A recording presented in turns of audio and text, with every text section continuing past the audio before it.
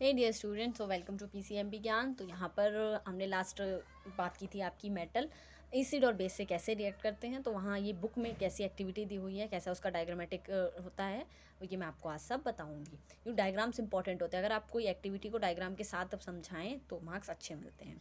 तो यहाँ पर एक्टिविटी में हमारे है कि जब मेटल किसी एसिड के साथ रिएक्ट करता है तो क्या होता है। तो आपको मैंने बताया कि जब भी मेटल किसी एसिड के साथ रिएक्ट करता है तो सॉल्ट बनता है और साथ में हाइड्रोजन गैस इवॉल्व होती है। अगर कार्बोनेट या हाइड्रोजन कार्बोनेट के साथ रिएक्ट करता है तो वहाँ पर CO2 एक एक्स्ट्रा आती है और बाकी यहाँ पर पानी इवॉल्व होता है हाइड्रोजन की जगह और साथ में सॉल्ट बनता है। अच्छा, CO2 आप कैसे पता लगा सकते हैं, मैंने लास्ट में आपको बताया था, वो लाइम वाटर को, चूना पानी को मिल्की कन्वर्ट कर देता है। ओके, तो यहाँ पर हम हाइड्रोजन गैस की बात करते हैं कि हाइड्रोजन गैस इवॉल्व होती है, उसकी प्रेजेंस कैसे पता की जाती है। अच्छा, ये जो एक्सपेरिमेंट है टीचर असिस्टेंट टीचर की प्रेजेंस में ही होगा क्योंकि थोड़ा हार्मफुल होता है, ये एक्सप्लोजिव होता है एक्चुअली है। तो यहाँ पर हम करते क्या है, ये हमारा स्टैंड है। इस स्टैंड के अंदर यहाँ पर अटैच करने के लिए कि टेस्ट ट्यूब आपको अगर लगानी हो तो इस तरह का सेटअप होता है। यहाँ ना टेस्ट ट्यूब लगा के फंसा करके और ऐसे पीछे टाइट कर देते हैं तो ये हमारी टेस्ट ट्यूब यहाँ पर टंग जाती है। उसके बाद से उस टेस्ट ट्यूब के अंदर हमने यहाँ पे कॉर्क लगाई है। अच्छा, कॉर्क लगाने से पहले हम यहाँ पर डाइल्यूट सल्फ्यूरिक एसिड का मतलब सल्फ्यूरिक एसिड के अंदर पानी कंसनट्रेशन ज़्यादा, एकदम प्योर सल्फ्यूरिक एसिड नहीं, वो हार्मफुल होता है। डाइल्यूट मतलब एक्वस, उसके अंदर पानी है। और साथ में यहाँ पर जिंक ग्रेन्यूल्स डालेंगे। जिंक ग्रेन्यूल्स कैसे दिखते हैं, आप किसी स्टील की चीज़ को लीजिए, स्टील की चीज़ को, और उसके समझिए स्टील के टुकड़े टुकड़े हो जाएंगे तो कैसा दिखेगा, एल्युमिनियम के टुकड़े टुकड़े हो जाएंगे कैसा दिखेगा, इस तरह के आपके जिंक ग्रेन्यूल्स होते हैं। जिंक आपको देखना है तो आपकी जो घरों में स्टील की बाल्टियाँ यूज़ होती हैं उसके ऊपर जिंक की कोटिंग की जाती है ताकि उनके ऊपर जंग ना लगे, और इस प्रोसेस को गैल्वेनाइजेशन कहा जाता है। तो यहाँ पर हमने उसके बाद से यहाँ पे डिलीवरी ट्यूब लगा दी। ये डिलीवरी ट्यूब कैसे बनाई, ये जो डिलीवरी ट्यूब होती है हमारी एक ग्लास की ट्यूब होती है, उसको ना इस जगह से पकड़ के जहाँ मोड़ना हो ना उस जगह हीट करके ऐसे मोड़ दीजिए, आराम से मुड़ जाती है। तो इस तरह से हम डिलीवरी ट्यूब तैयार कर लेते हैं। बाकी लैब में ये बनी बनाई भी मिल जाती है। यहाँ कॉर्क अटैच किया और वो डिलीवरी ट्यूब यहाँ हमने एक सोप सोल्यूशन में पास कर दी। अब ये सोप सोल्यूशन है, यहाँ से बबल्स आएंगे सोप के, यहाँ से गैस पास हुई तो इस बबल्स में जाएंगी और वो जो गैस होगी सोप बबल्स के साथ ऊपर जाएगी और यहाँ पर हम अपनी कैंडल या फिर माचिस लेकर के आए और उसको जलाए तो वो जो माचिस है वो पॉप साउंड के साथ बुझ जाएगी। और यहाँ पर जो पॉप साउंड होगा, burning of hydrogen gas with a pop sound, ये हाइड्रोजन गैस थी यहाँ, ये पॉप साउंड के साथ बर्न होती है और हमारी माचिस जो है या फिर जो कैंडल है वो बुझ जाती है। तो यहाँ पर रिएक्शन की मैं बात करूँ तो यहाँ पर अच्छा, एक बार एक्टिविटी रीड कर लेते हैं कि इस तरह से सेटअप अरेंज करिए। उसके बाद से 5 ml डाइल्यूट सल्फ्यूरिक एसिड लीजिए टेस्ट ट्यूब में और ड्रॉप नहीं, पीसेज ऐड करिए जिंक के ग्रेन्यूल्स की। अच्छा, जिंक के ग्रेन्यूल्स के सरफेस पर क्या होगा, जिंक एक मेटल है और मेटल के ऊपर ऑक्सीडेशन होती है तो जिंक के ग्रेन्यूल के सरफेस पर आपको जिंक ऑक्साइड मिल सकती है। अच्छा, आप क्या फिर पास करिए गैस को सोप सोल्यूशन के थ्रू। तो यहाँ पर हमने सोप सोल्यूशन के थ्रू जब गैस को पास करेंगे तो सोप बबल्स के अंदर हाइड्रोजन गैस आ जाएगी और जब वो ऊपर सोप बबल्स जाएंगे तो हाइड्रोजन, और यहाँ पर हमने कैंडल यहाँ पर लगाएंगे तो जब भी ये बबल्स उठकर जाएंगी उस कैंडल के पास और यहाँ पर हाइड्रोजन गैस वहाँ प्रेजेंट है ही बबल्स के अंदर, तो ये पॉप साउंड के साथ हमारी मोमबत्ती बुझ जाएगी और जो हाइड्रोजन गैस है वो बर्न होती है पॉप साउंड के साथ। तो यहाँ पर take the burning candle near a gas filled bubble, ये जो आपके बबल्स हैं इन सब के अंदर गैस फिल्ड है। तो अब जब हम कैंडल को उसके पास ले जाएंगे तो ये यहाँ जो आपका बबल के अंदर हाइड्रोजन गैस है ना वो पॉप साउंड के साथ बर्न होती है और हमारी माचिस, जब तेज सी पॉप साउंड आती है तो ये माचिस हमारी बुझ जाती है और हाइड्रोजन गैस पॉप साउंड के साथ बर्न होती है। फिर है इसके साथ आप डिफरेंट एसिड के साथ ये रिएक्टिविटी चेक कर सकते हैं। अब सभी में क्या ऑब्जर्वेशन सेम रहेंगे या डिफरेंट रहेंगे, तो ये तो हमारे लैब में है सबकी। यहाँ पे देखिए ये हमारे स्ट्रॉन्ग एसिड है, ये माइल्ड एसिड है, तो किसके साथ क्या होता है ये हम एक्सपेरिमेंटली पता कर सकते हैं।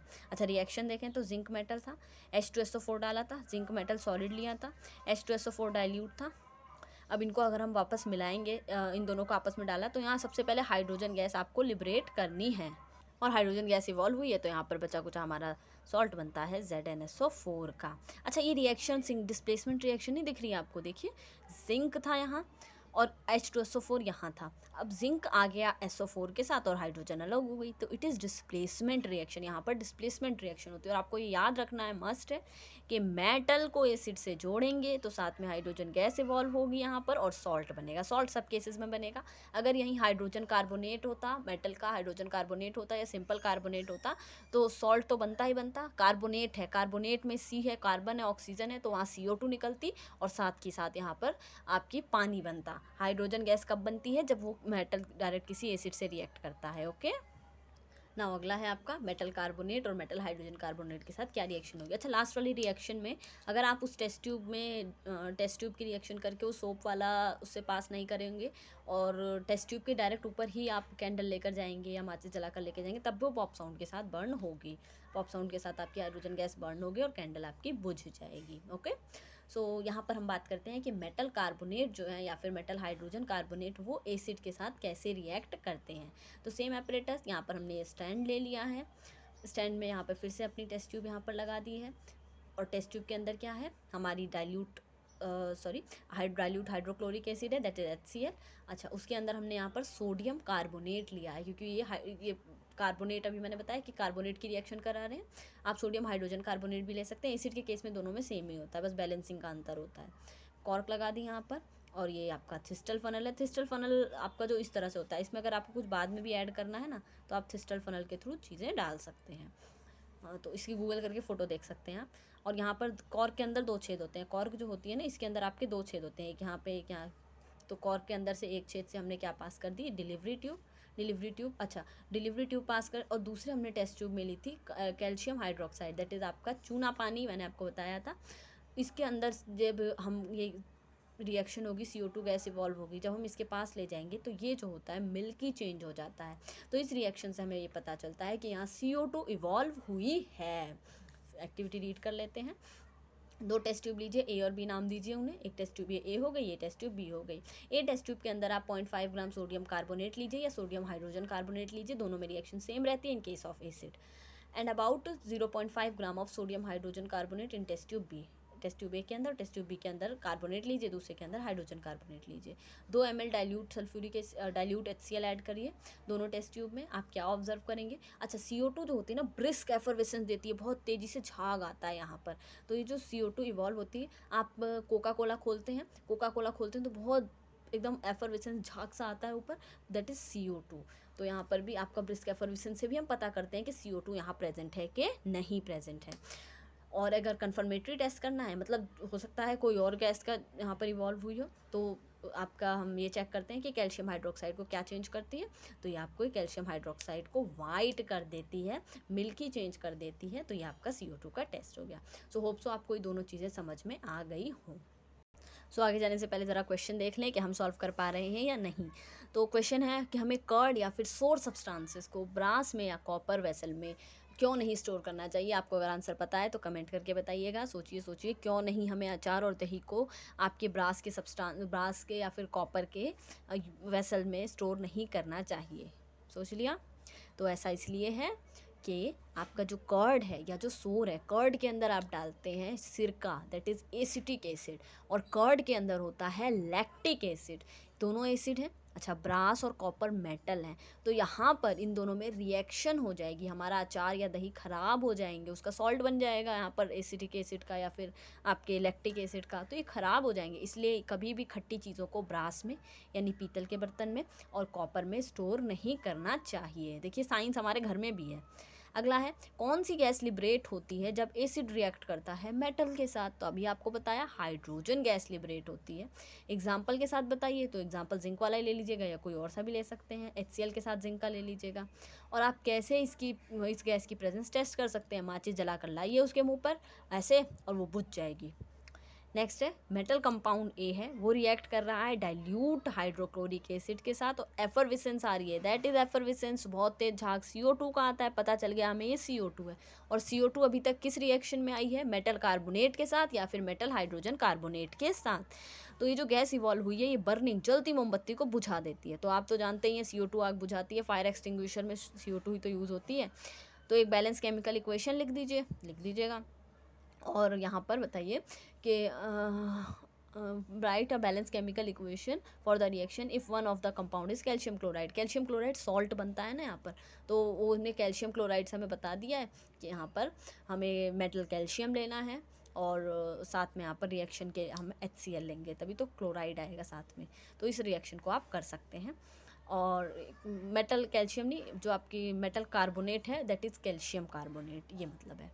ठीक है, तो यहाँ पर ये मैंने आपको क्वेश्चन बताया, सो होप सो आपको ये भी समझ में आए हो। नहीं समझ में आए होंगे तो मेरे से वापस पूछिएगा, मैं इसे सॉल्व आपको करवा दूँगी। अब हमने बात कर ली बहुत कि एसिड मेटल से रिएक्ट करे तो क्या, नॉन मेटल से एसिड आपका मेटल से रिएक्ट करे तब क्या बनेगा, या फिर नॉन मेटल से रिएक्ट करे तब क्या बनेगा, कार्बोनेट से रिएक्ट करे तब क्या बनेगा, या हाइड्रोजन कार्बोनेट से रिएक्ट करे तब क्या बनेगा। अब हम बात करते हैं ये एसिड और बेस आपस में रिएक्ट करे तब क्या बनेगा, यानी कि एसिड प्लस बेस। तो ये मैंने आपको जब सॉल्ट बताया था तभी बताया था कि जब भी एसिड और बेस मिलते हैं तो यहाँ पर हमारा बनता है सॉल्ट और साथ में बनता है पानी, और इस रिएक्शन को कहा जाता है न्यूट्रलाइजेशन रिएक्शन। Neutralisation reaction. तो when acid and base reacts with each other they form salt and water and this reaction is called as neutralisation reaction. सबसे कॉमन एग्जांपल जो मैंने तब भी बताया था और एक बार और देख लीजिए, NaOH प्लस HCl रिएक्शन हुई तो यहाँ पर बनेगा आपका NaCl, दैट इज नमक, खाने वाला कॉमन सॉल्ट, और साथ में बनता है यहाँ पर पानी। रिएक्शन बैलेंस करने की ज़रूरत नहीं है, देखिए सब बैलेंस है आपस में यहाँ पर रिएक्शन, तो बैलेंस करने की ज़रूरत नहीं है। हाँ, इसमें ये लिख दीजिए, ये भी एक्वस और ये भी एक्वस, जो आपका सॉल्ट बनेगा ये भी एक्वस, और यहाँ पर जो पानी यहाँ पर H2O बनेगा वो लिक्विड। ओके, सो यहाँ पर एसिड और बेस जब रिएक्ट करते हैं तो ये बनाते हैं सॉल्ट प्लस बनाते हैं पानी, और इस रिएक्शन को कहा जाता है न्यूट्रलाइजेशन रिएक्शन। अच्छा, कुछ और पॉइंट्स आपको पता होने चाहिए।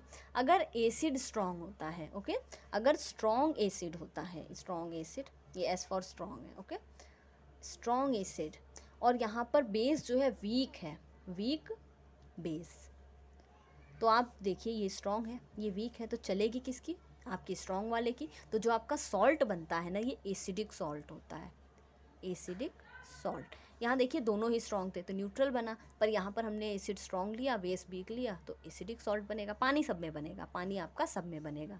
अच्छा, अगर ये जो आपका एसिड है दैट इज़ वीक एसिड, और यहाँ पर आपका बेस स्ट्रॉन्ग है, बेस ये स्ट्रॉन्ग बेस है, इस तरह से स्ट्रॉन्ग बेस, तो यहाँ पर जो आपका सॉल्ट बनेगा that is basic salt. Base strong है तो बेसिक सॉल्ट, और एसिड स्ट्रॉन्ग था तो एसिडिक सॉल्ट। अगर दोनों स्ट्रॉन्ग हुए, जैसे यहाँ पर दोनों स्ट्रॉन्ग है, ये आपका स्ट्रॉन्ग बेस है, ये स्ट्रॉन्ग एसिड है, तो सॉल्ट कैसा बनेगा, न्यूट्रल। ना स्ट्रॉन्ग ही आपका ये एसिडिक ही रह जाएगा ना बेसिक ही, दोनों ही वीक है, weak acid plus weak base, तो यहाँ पर आपका सॉल्ट जो होगा ये आपका ना बहुत स्ट्रॉन्ग बनेगा ना बहुत वीक बनेगा, that is also neutral. Okay, तो ये आपको थोड़ा सा पता होना चाहिए। पानी सब में ही निकलेगा, ठीक है, यहाँ भूलिएगा नहीं, पानी सबके साथ ही बनेगा। नेक्स्ट हमें दिया है हमारी बुक में reaction of metal oxides with acid. आप क्या दिया है हमारा, रिएक्शन ऑफ मेटल ऑक्साइड, यानी किसी मेटल की ऑक्साइड का with acid, reaction of metal oxide with acid. तो मेटल ऑक्साइड की रिएक्शन जब हम एसिड से कराते हैं तो यहाँ क्या बनता है, तो आपको मैं एक्टिविटी एक बार रीड कर देती हूँ। अगर आप बुक खोल के बैठे हैं तो बुक खोल के बैठा ही करिए प्लीज़, ताकि कुछ मिस हो तो आप बता सकें मुझे। तो यहाँ पर जो रिएक्शन है उसमें दे रखा है, सो यहाँ पर एक्टिविटी में आपको बताया गया है कि थोड़ा सा आप कॉपर ऑक्साइड लीजिए एक बीकर के अंदर, और उसके अंदर या टेस्ट ट्यूब के अंदर डाइल्यूट HCl ऐड करिए। तो यहाँ पर मैं एक टेस्ट ट्यूब नहीं दिख रही है, ये इस तरह से होती है आपकी टेस्ट ट्यूब। एक टेस्ट ट्यूब लेती हूँ, टेस्ट ट्यूब स्टैंड के अंदर लगा करके, और उसके अंदर हम ऐड करती हूँ यहाँ पर कॉपर ऑक्साइड। कॉपर ऑक्साइड यही है, कॉपर ऑक्साइड का फॉर्मूला ये कैसे है तो ये आपको पता होना चाहिए, बाइनरी फॉर्मूले से है। तो यहाँ पर कॉपर ऑक्साइड मैंने इसके अंदर डाला, और यहाँ पर ऐड किया डिल्यूट डिल्यूट HCl ऐड किया। ओके, तो यहाँ पर आपने कॉपर ऑक्साइड लिया एक टेस्ट ट्यूब के अंदर और डाइल्यूट HCl इसके अंदर ऐड किया, और इसकी स्टीयरिंग करनी है, इसे हिलाना है, हौले हौले हिलाना है, धीरे धीरे ऐसे ऐसे ऐसे ऐसे ऐसे इसको हिलाना है। टेस्ट ट्यूब भी लेके हिला दीजिए या ग्लास रॉड डाल के हिला लीजिए, कैसे भी। तो हम देखेंगे यहाँ पर कि जो आपका सोल्यूशन का कलर है ना ये ब्लू ग्रीन कलर का होता जाएगा। जैसे जैसे आपका कॉपर ऑक्साइड डिजॉल्व होता जाएगा सोल्यूशन आपका ब्लू ग्रीन कलर का हो जाएगा।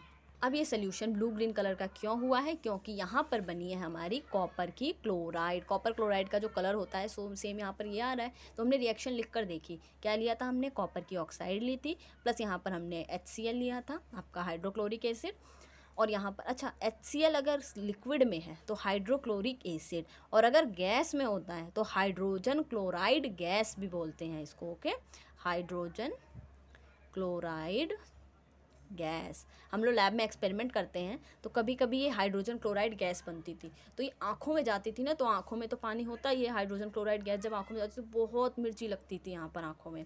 तो क्योंकि है तो एसिड, तो एसिड जैसा आँखों में बहुत बहुत दर्द पेनफुल होता है ये। तो आपका कॉपर ऑक्साइड साथ में HCl, तो यहाँ पर रिएक्शन कराते हैं हम, तो यहाँ पर बनती है आपकी CuCl2 कॉपर की क्लोराइड, और साथ में आपका बनता है पानी, साथ में बनता है यहाँ पर पानी। कॉपर क्लोराइड कैसे बनता है, रिएक्शन हमने, क्योंकि इसका कलर ब्लू ग्रीन आ रहा था, तो यहाँ पर जब हमने चेक किया तो हमें पता चला कि दैट इज़ कॉपर क्लोराइड। अच्छा, यहाँ पर रिएक्शन की बैलेंसिंग चेक कर ले, यहाँ पर कॉपर एक डन, ऑक्सीजन एक ये भी ठीक है, हाइड्रोजन और क्लोरीन ये भी दो दो हैं, तो यहाँ दो लगा दीजिए, बहुत आसान है। ओके, तो ये आपकी रिएक्शन हो गई बैलेंस। अच्छा, इससे पता क्या चलता है, हमने तो ये बात की थी कि जब कोई भी आपका मेटल रिएक्ट करता है एसिड से, तो यहाँ पर आपका जो आपका कोई एसिड रिएक्ट करता है, बेस रिएक्ट करता है एसिड से, तो बनता है आपका सॉल्ट प्लस पानी, सॉल्ट प्लस यहाँ पर ये बना हमारा पानी, जल। तो इसका मतलब इस रिएक्शन से हमें ये पता चला कि जो आपकी मेटल की ऑक्साइड होती है ना, मेटल की ऑक्साइड ये बेसिक होती है नेचर में, it is basic in nature, तभी तो उसने एसिड के साथ रिएक्ट करके यहाँ पर सॉल्ट बनाया। तो हमेशा याद रखिएगा, देखिए कभी भी आपको बेस जो है ना वो मेटल के साथ ही मिलेंगे, सोडियम एक मेटल है और इसके साथ OH है, तो ये बेस है, और नॉन मेटल के साथ एसिड, क्लोरीन एक नॉन मेटल है वो एसिड है, ऐसे H2SO4 सल्फर नॉन मेटल है एसिड है, HNO3 H आपका N आपका नॉन मेटल है, तो ये भी एसिड है। तो यहाँ से हमें ये पता चलता है कि मेटल की ऑक्साइड बेसिक होती है नेचर में, और नॉन मेटल की ऑक्साइड जो होती हैं that is acidic in nature. तो ये हमने यहाँ पर कंक्लूड किया। ओके, सो होप सो आपको ये सारा कुछ आज का समझ में आया हो। थोड़ा सा लंबा तो नहीं हुआ है बहुत ज़्यादा, कभी कभी 19 मिनट्स हो जाता है ना। सो आप जो है इसको ऐसे ही पढ़ते रहिए, और कोई डाउट हो तो पूछते रहिएगा। तब तक के लिए धन्यवाद, टाटा।